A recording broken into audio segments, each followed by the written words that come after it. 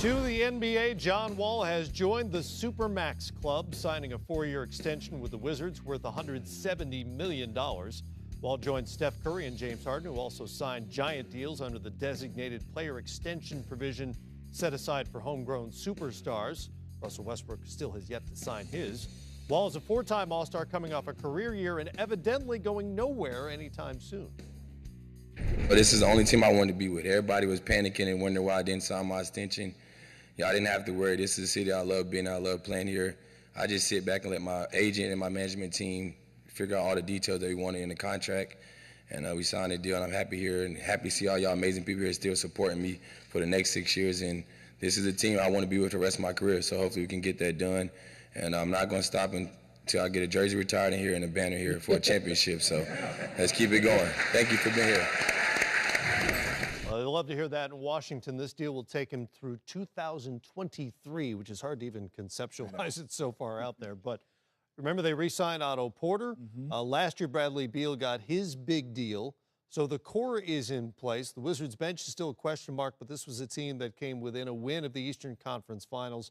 How do you like the Wizards moving forward? You know, I like them like 1 through 6. Matt, and I think that's the next step for the Washington Wizards management and obviously their team. They come out, they compete. I think they have a great trio in Otto Porter, Bradley Beal, and John Wall, 3 guys that can play their roles. They play it differently, and they played well together. And Otto Porter's getting better and better.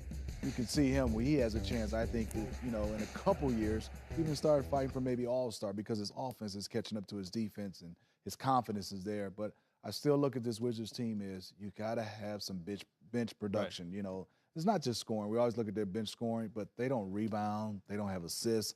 They don't have anybody when you say, wow, this guy's going to come in and keep it going. Right. It kind of a fall off, and it makes Bradley and John Wall play major minutes, especially in the playoffs. Well, it shows up in terms of plus-minus and net rating. It's pretty obvious the bench has really hurt them. How do you improve a bench when you're in their cap position where you can't go out and spend a ton of money? They brought in Bogdanovich last year and wound up losing him this summer to free agency. Well, you know what? It's either money or, and I think, is player development. You got to come in there and player development, those guys coming off the bench. Some of those guys are highly drafted guys.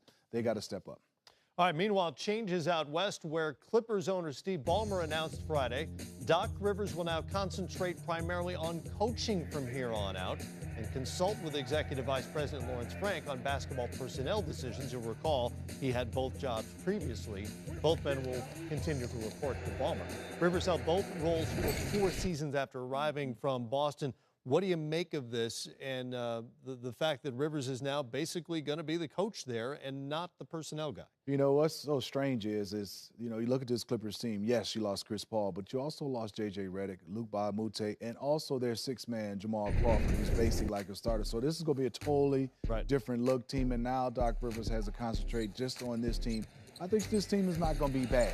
I think this team has picked up a lot of pieces. They definitely picked up a lot of players in the Chris Paul trade. Oh, yeah. So they are a deep team. It's all going to come down to, obviously, Blake Griffin. I mean, the pressure now without Chris Paul is sorely on Blake Griffin. He has to carry this team. It's a post-CP3 world in L.A., and Doc Rivers, as you mentioned, will be coaching a very different roster, something like 9-10 new players on that roster next season.